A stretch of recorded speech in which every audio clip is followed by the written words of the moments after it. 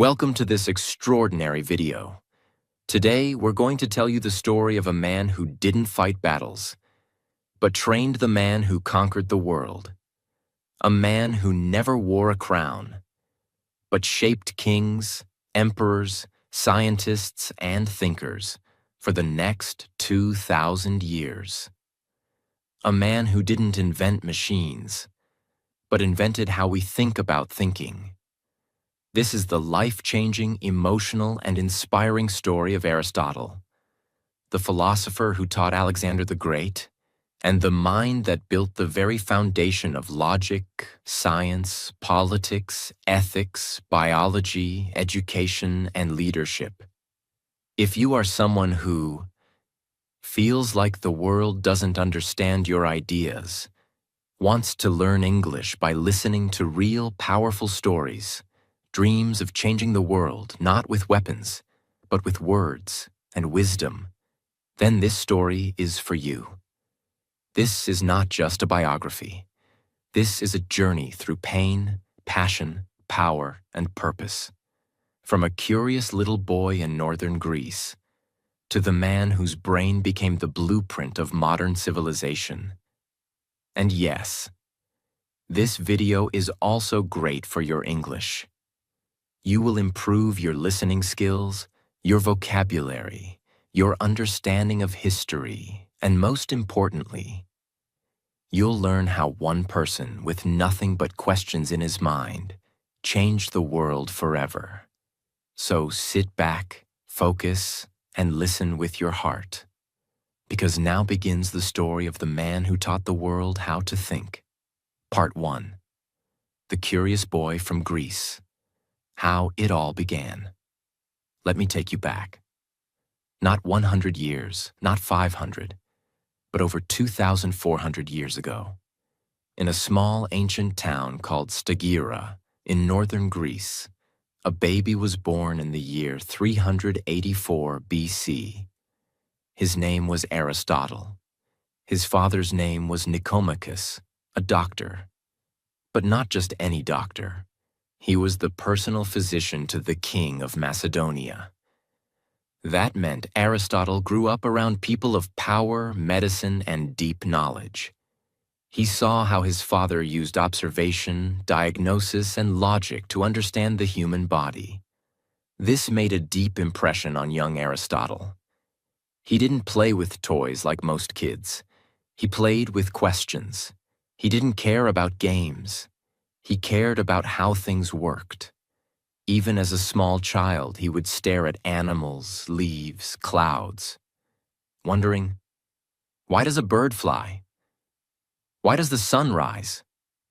What makes us happy? What is truth? These were not normal thoughts for a child. But Aristotle wasn't born normal. He was born to observe the world deeply, and he would spend his entire life doing just that. But everything changed when he was just a boy. Tragedy struck early. When Aristotle was still a young child, both his mother and father died. We don't know the exact reason, but we do know this. He became an orphan before he could even understand what death meant. That pain of being left alone so early never left him. But instead of becoming bitter, he became obsessed with life. He didn't ask, why me? He asked, what is life? What is death? Why are we here? His relatives took care of him, and eventually he was sent to Athens, the most famous city of learning in the ancient world. And that's where his real journey began. When he was just 17 years old, Aristotle walked into a place that would change his life forever. Plato's Academy. The first real university in history. And at the center of this academy was a man who was already a legend. Plato, the greatest philosopher of his time, and the student of Socrates. Imagine, you are a 17-year-old orphan.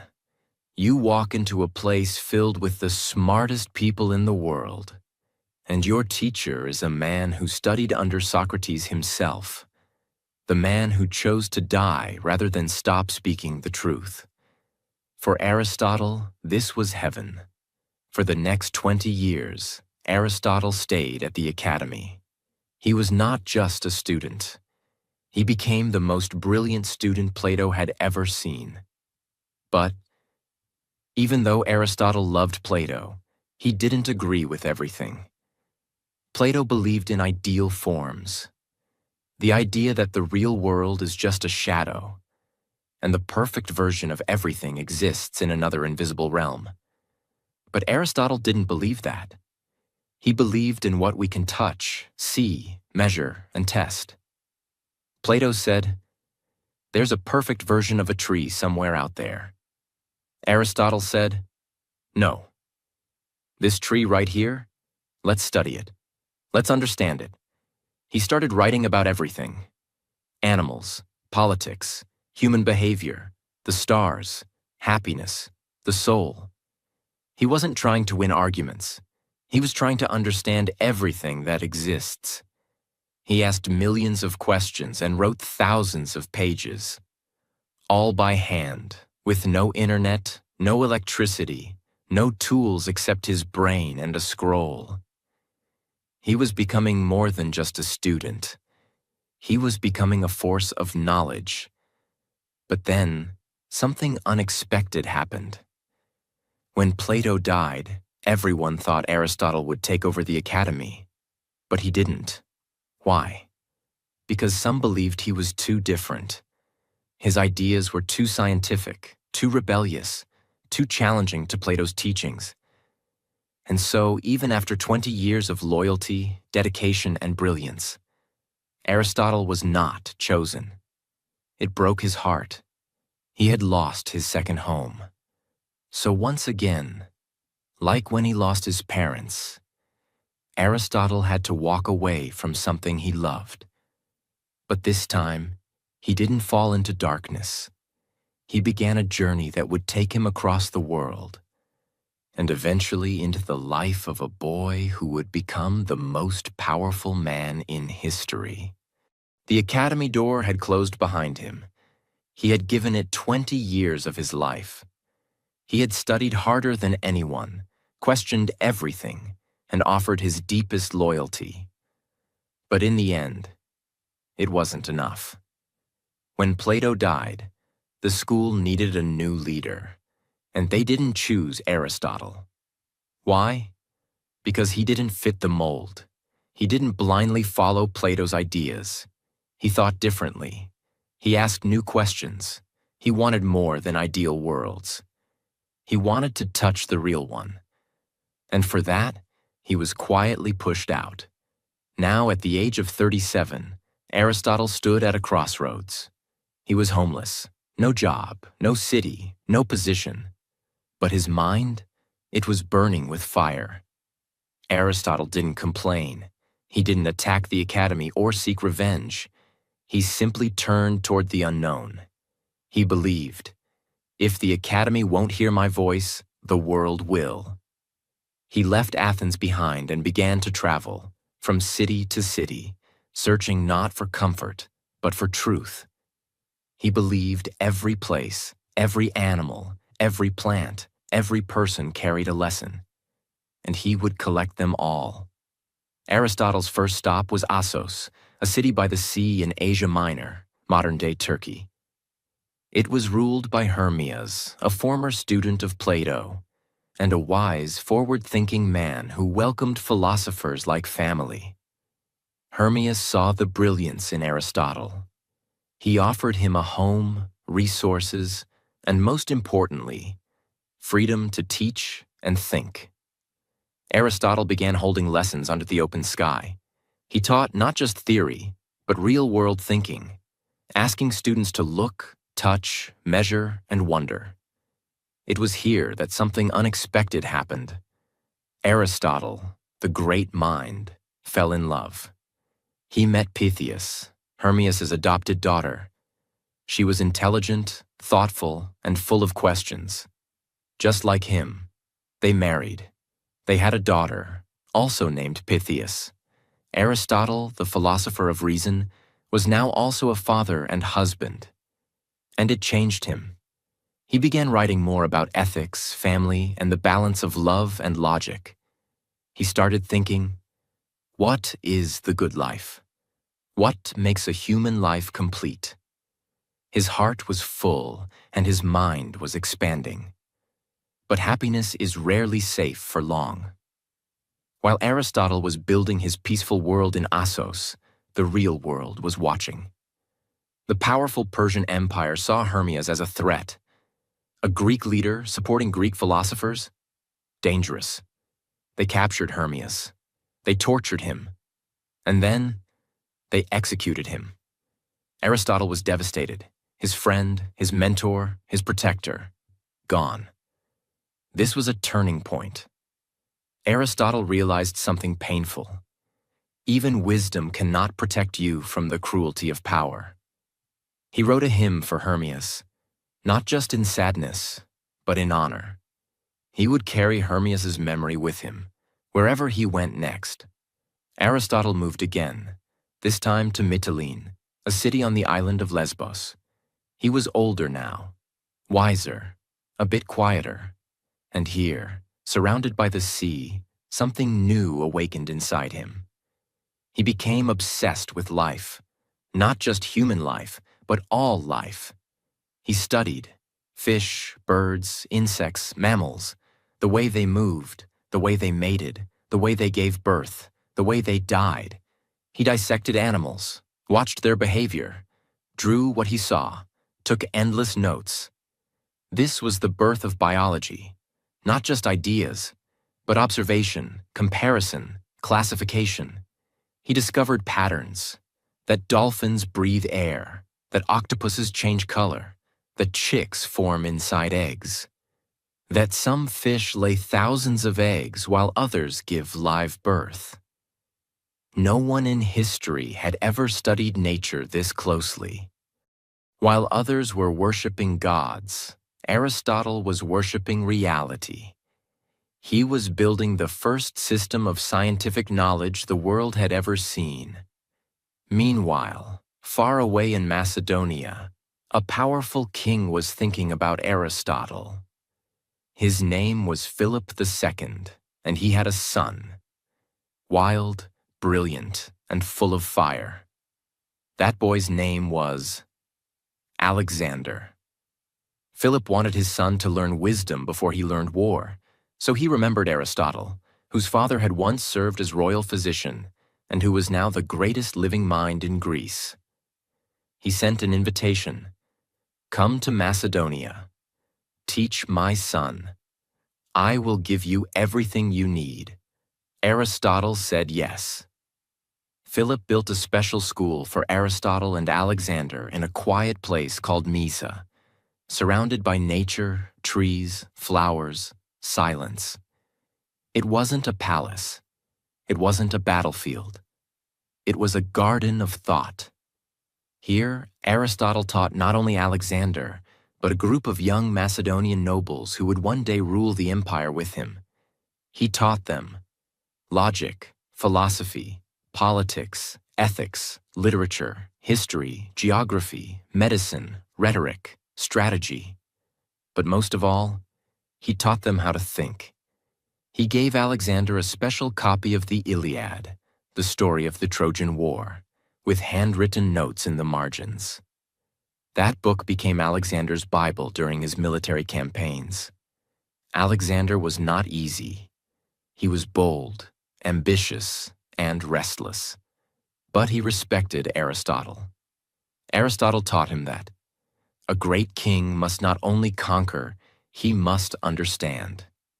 It was one of the most important mentorships in human history.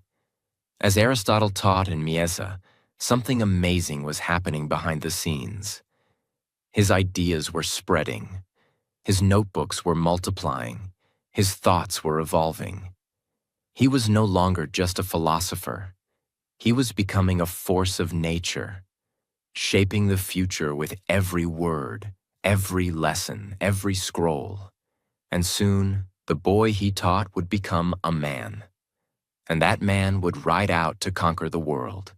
When Alexander finished his education, he began his conquest. And Aristotle? He returned to Athens, older, wiser, more famous than ever. He was no longer the rejected student. He was now the teacher of the world's most powerful man. This time, Athens welcomed him. He opened his own school, the Lyceum, a place that was different from Plato's academy. Here he walked with his students, spoke while moving, asked endless questions, and taught everything from logic to literature, science to soul, nature to nations. His students were called peripatetics, those who walk around. In this school, Aristotle didn't just teach. He created an intellectual movement. He began writing everything: politics, ethics, poetics, metaphysics, rhetoric, on the soul, history of animals, and hundreds more works. He wasn't just trying to be clever. He was trying to capture all human knowledge in one lifetime. He believed everything is connected. If we understand one thing deeply, we can understand everything. He created systems, definitions, categories. He said, logic is the tool for truth. Ethics is the path to happiness. Politics is the art of living together. Poetry is the mirror of emotion. Biology is the study of life itself. He believed in balance, in purpose, in observation, in discipline, in asking, what is this thing? What is its purpose? What makes it excellent? That's how he studied everything, from frogs to stars to kings to plays to human pain. Where we stand now. Aristotle is now in Athens. He has a school, he has students, he has ideas, and he has influence across the world thanks to Alexander's growing empire. Part 2. Power, Politics, and the Price of Wisdom. The world was changing, fast. Aristotle, now in his 40s and 50s, had become the most respected thinker on the planet. He was teaching at the Lyceum in Athens, writing furiously, and gathering students from all over the Greek world. His philosophy was no longer just theory. It was influencing real power. Because somewhere far from Athens, his former student, Alexander of Macedonia, was marching across the world like a storm. By now, Alexander had already defeated the Persian Empire, taken Egypt, reached the heart of Asia, become the ruler of the largest empire in history. And everywhere Alexander went, Greek ideas followed, especially Aristotle's. He sent plants, animals, maps, and cultural observations back to Aristotle in Athens. He opened libraries. He promoted education. He carried the Iliad, annotated by Aristotle, wherever he went.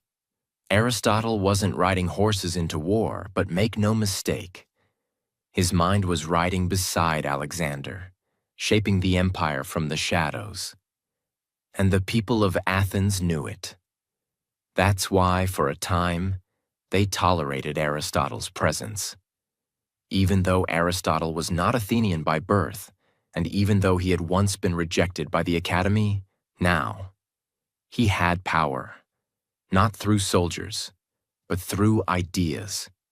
In the Lyceum, Aristotle wasn't just giving lectures. He was building a machine of knowledge. He created a structured system to study ethics, politics, biology, psychology, astronomy, economics, drama, logic, education, memory, emotion, dreams, philosophy of war, philosophy of friendship, philosophy of everything. He didn't treat subjects as separate. He believed everything was interconnected. He trained his students to observe the real world, measure things, analyze things, question everything.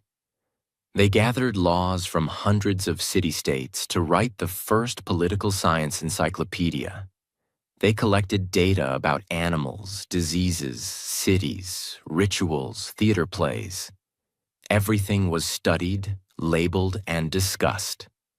And while Plato's philosophy was poetic and mysterious, Aristotle's was sharp, logical, and built for the real world.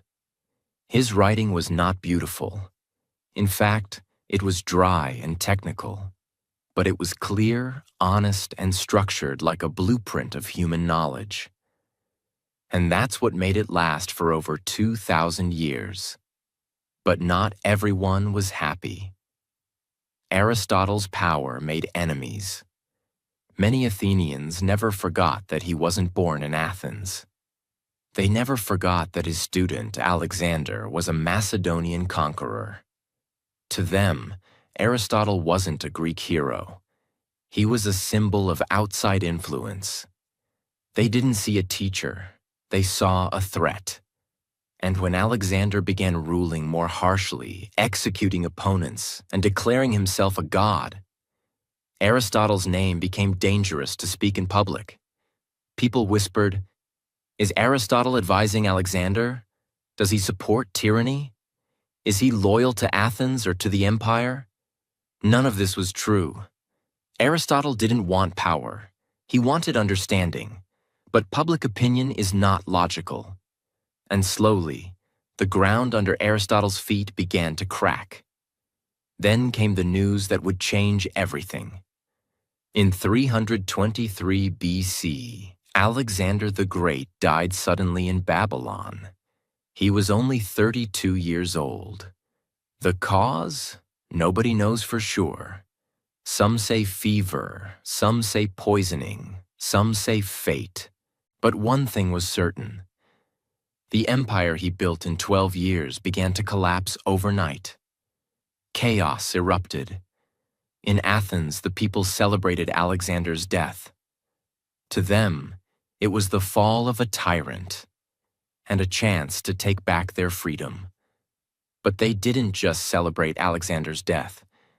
They also went after his ideas, his allies, and his teacher. The same city that had killed Socrates for corrupting the youth now turned on Aristotle, accusing him of impiety, of disrespecting the gods, of spreading dangerous ideas. Was he guilty? No. But in ancient Athens, logic didn't protect you. Powerful minds were feared. Philosophers were seen as threats. And the mob didn't care about truth. The same pattern was repeating again. Aristotle saw it clearly. He once wrote, "When democracy is ignorant, even wisdom becomes a crime." So instead of defending himself, Aristotle quietly fled the city.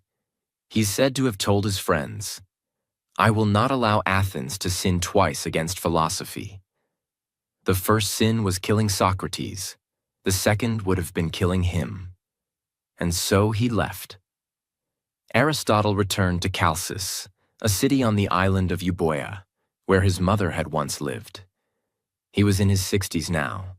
He had no school, no students, no platform, just his books, his notes, and his thoughts. His wife Pythias had died long ago.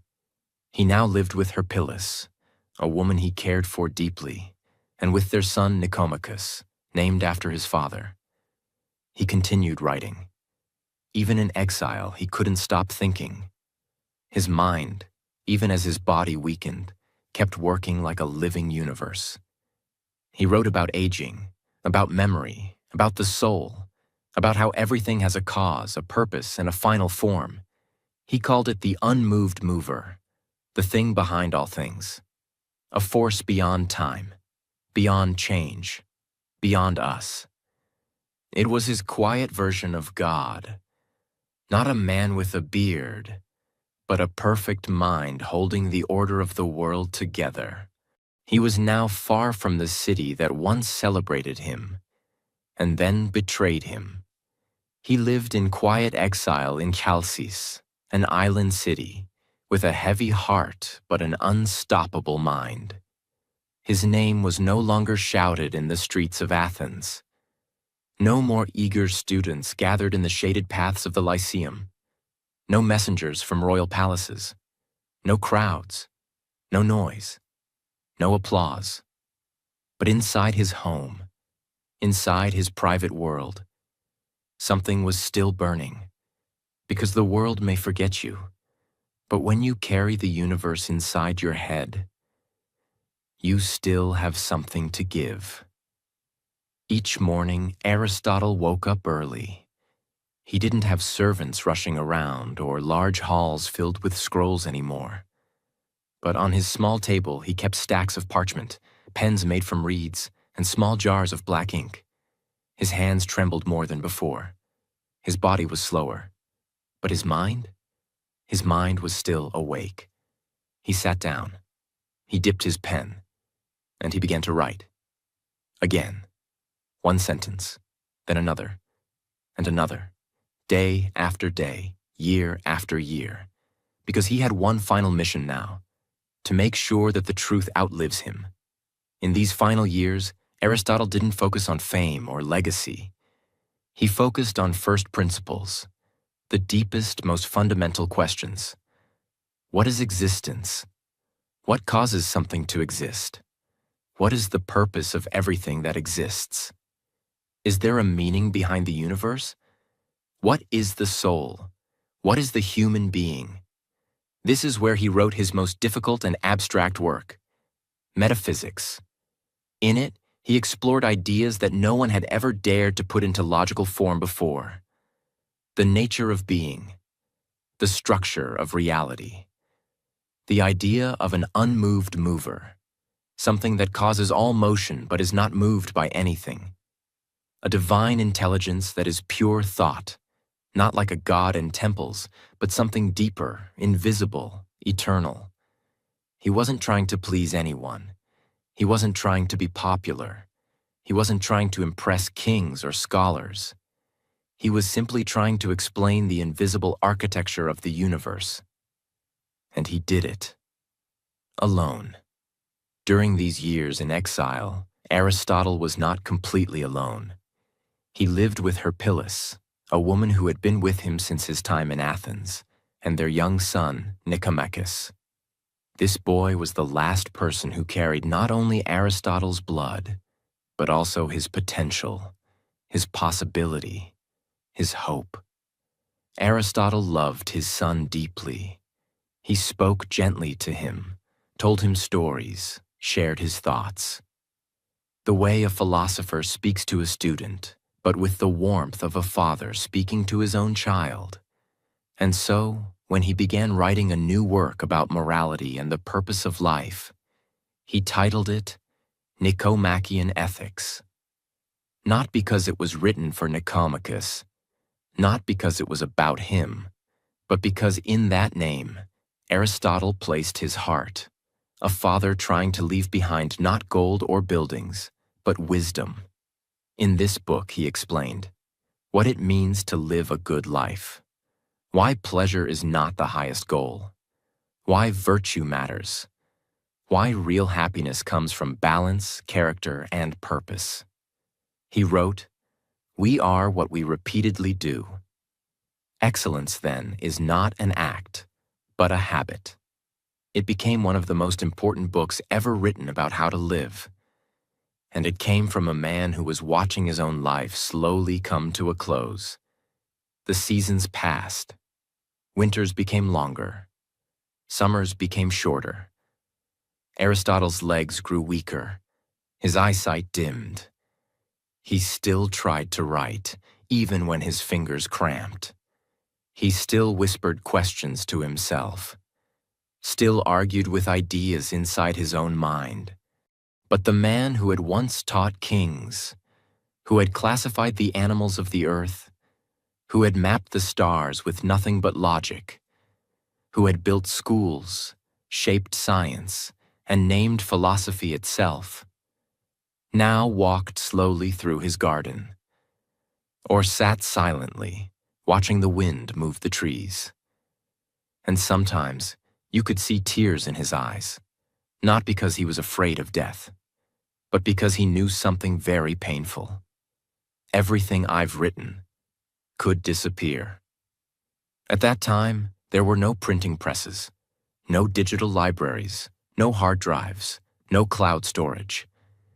Every word he wrote was on fragile scrolls, made of thin, dry material, easily destroyed by fire, water, or time. He had written hundreds of works, some say over 200, but he knew, if just one generation fails to copy them, they could vanish from history.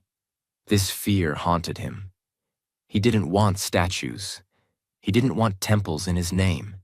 He only wanted one thing: let the knowledge survive, even if I don't. When Aristotle knew the end was near, he wrote a will. It wasn't dramatic. It wasn't emotional. It was simple, logical, thoughtful. He asked that Herpyllis be treated with honor and given a home, that Nicomachus be educated well and taken care of, that his servants be freed and given dignity, that his body be buried beside Pythias, his first wife. No monuments, no grand ceremony, just a clean ending to a life of deep thought. He lived for truth, not attention, and that's how he wanted to leave. Aristotle died in 322 BC, 1 year after Alexander. He was around 62 years old, but after he died, most of his works were lost. His students tried to preserve them, but the political chaos of the time scattered his scrolls. For almost 200 years, his teachings were hidden, stored away in dusty basements, forgotten by the world. It wasn't until centuries later, in the Roman era and again in the Islamic Golden Age, that some of his works were rediscovered, translated, and brought back to life. If just a few accidents had happened differently, we might have never heard the name Aristotle at all. Some works were passed from teacher to student in secret. But most of the world? They forgot him. Within just a few decades, his name disappeared from the public voice. People no longer quoted Aristotle. His teachings were no longer taught in schools. Other philosophers rose up with different ideas, louder voices, more influence. Rome was rising, Greece was weakening. And slowly, across the ancient world, the scrolls of Aristotle vanished. The empire that once spread his ideas was gone. The kings he taught were dead. The school he built was silent. The fire was out. For nearly 200 years, the world acted as if Aristotle had never existed. In a small village, in the dusty cellar of a scholar's home, a collection of scrolls, dry and fragile, sat in silence. They were covered in dust, their ink fading, their language too difficult for most people to understand. But they were there. And one day in the city of Skepsis in Asia Minor, a man named Apellicon, a rich book collector and lover of philosophy, heard rumors of these scrolls. He traveled to the village. He paid large sums of money. And finally, he saw them with his own eyes. The lost works of Aristotle. Hundreds of scrolls, damaged, dirty, scattered, but still intact. He didn't understand everything he read, but he knew these were not ordinary writings. He packed them carefully, and he took them back to Athens. And once again, after nearly 200 years, Aristotle returned to his city. As the Roman Empire grew, it absorbed the culture of Greece. Roman leaders, soldiers, and scholars all respected Greek philosophy. But most of them followed Stoicism or Epicureanism, not Aristotle. Until one Roman general, Sulla, raided Athens and captured Apellicon's library. He took the scrolls of Aristotle back to Rome. There, a young and brilliant scholar named Andronicus of Rhodes discovered them. He didn't just read the scrolls. He organized them. He edited them. He sorted them into categories: logic, ethics, politics, science, metaphysics. He turned the mess into a system. He created what we now call the Organon, Aristotle's system of logic, the Nicomachean ethics, his ideas on how to live, the politics, how humans should live together, the poetics, How art and drama should reflect human truth. Metaphysics, the study of being, reality, and cause. De anima, the study of the soul, the history of animals, the birth of biology. These were not just books. These were the intellectual skeleton of human civilization, and they were almost lost forever. Hundreds of years later, in the heart of the Islamic world, something incredible happened. In cities like Baghdad, Cordoba, and Cairo, scholars began collecting and translating the ancient texts of Greece. They didn't just translate them. They studied them deeply, debated them, and built new systems on top of them. Aristotle became the most respected name in Islamic philosophy. Thinkers like Avicenna, Ibn Sina, Averroes, Ibn Rushd, Al-Farabi, they all studied Aristotle. They called him the first teacher. His writings on logic, ethics, medicine, and astronomy were used in universities across the Islamic world. And it was through their translations that Aristotle eventually reached medieval Europe. By the 12th and 13th centuries, Europe was emerging from the Dark Ages. Christian scholars, especially in universities like Paris, began to rediscover Aristotle through Arabic translations, later retranslated into Latin. At first, the church was suspicious. Aristotle wasn't Christian. He didn't speak of the Bible or God. But one brilliant theologian, Thomas Aquinas, saw something deeper. He believed Aristotle's logic and philosophy could help explain Christian theology in a rational way. He combined faith and reason, and in doing so, he made Aristotle the foundation of European thought. For the next 600 years, students in Europe studied Aristotle's logic to learn how to argue, his ethics to learn how to live, his politics to understand society, his biology to explore nature, his metaphysics to seek God. When modern universities were created in Europe, in cities like Bologna, Paris, Oxford, and Cambridge, their curriculum was built around Aristotle's works. Even scientists like Galileo, Kepler, and Newton, who disagreed with parts of Aristotle's science, still used his method of observation, logic, and reason.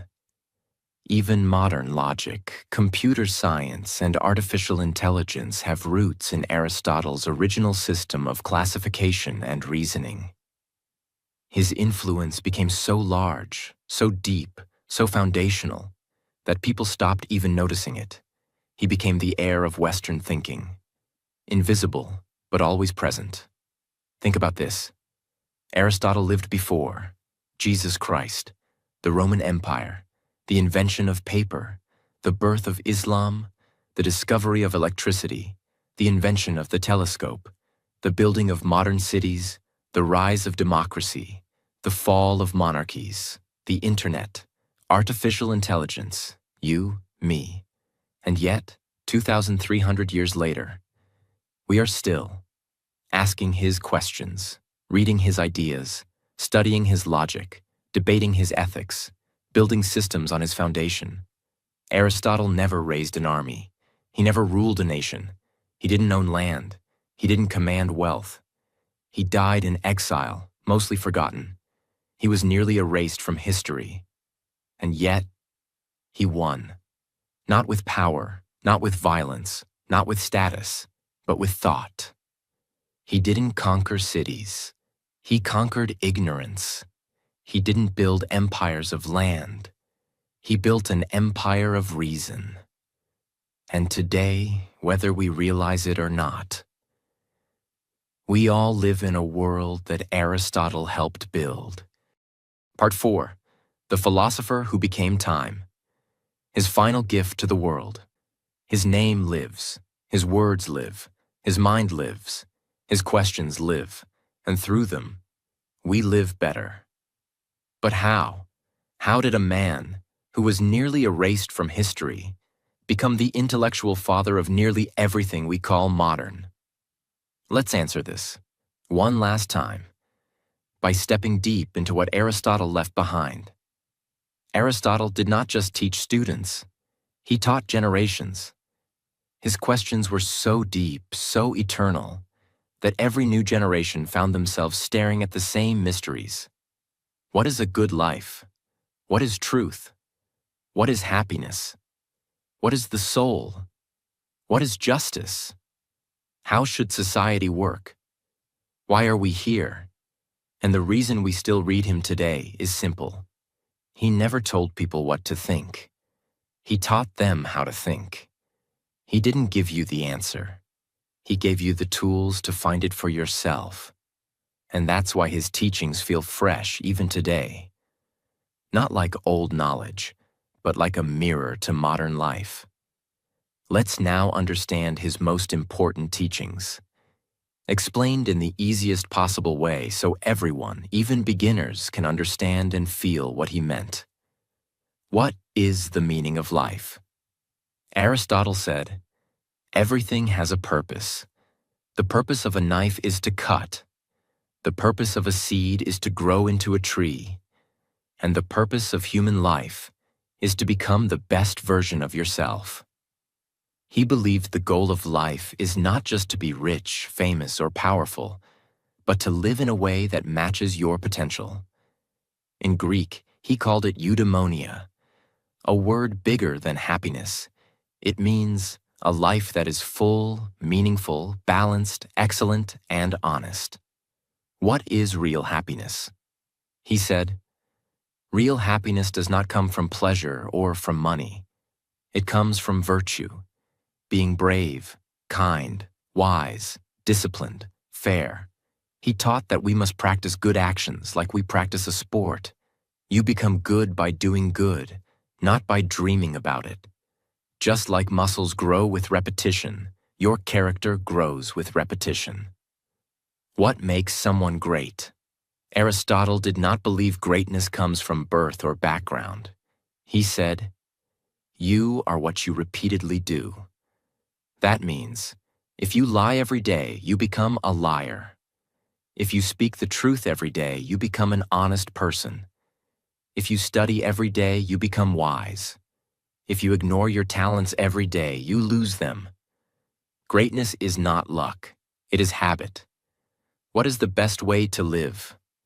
He believed in the golden mean, the middle path between extremes. Not too much, not too little, not cowardly, not reckless, but courageous.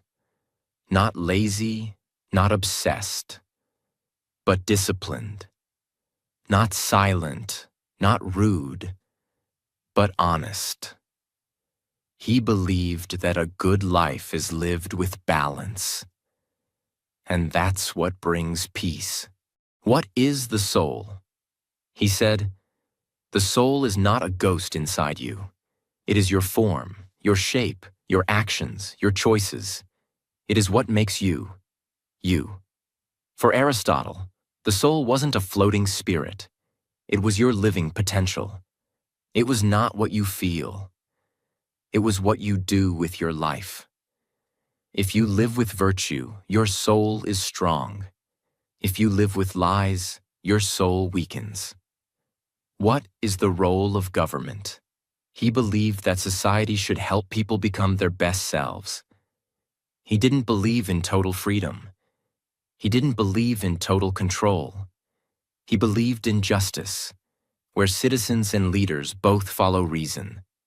For him, politics was not about power. It was about education, fairness, duty, and growth. What makes us human? Logic, language, memory, purpose. He said, "Humans are not just animals. We are the only ones who ask, what is right? What is wrong? What is my role in this world?" That's what made Aristotle special. He never stopped asking those questions, and he never stopped helping others ask them too. Why his story should be told today. Loudly, proudly, endlessly, because we live in a world that is filled with noise, is addicted to attention, is obsessed with opinions, is always in a hurry, forgets the past, glorifies fame over wisdom. And in that world, Aristotle is a lighthouse. He reminds us that quiet thinking is powerful. Truth needs patience. Growth takes time. Knowledge matters. Discipline is freedom. Greatness is not in birth, but in action. He reminds us that even if the world forgets you, if your work is honest and your words are clear and your intent is pure, you will live forever in the minds of those who are still learning to think. This video, this story, this language is not just about a philosopher. It's about you. Because every sentence here helps you. Listen to real, beautiful English. Understand powerful ideas in simple words. Practice how to think and speak better. Build your fluency with real storytelling. Feel motivation while learning new vocabulary. Discover the power of speaking slowly, clearly, and deeply. Aristotle didn't speak English, but the best way to learn English is by listening to real stories about real people with real meaning.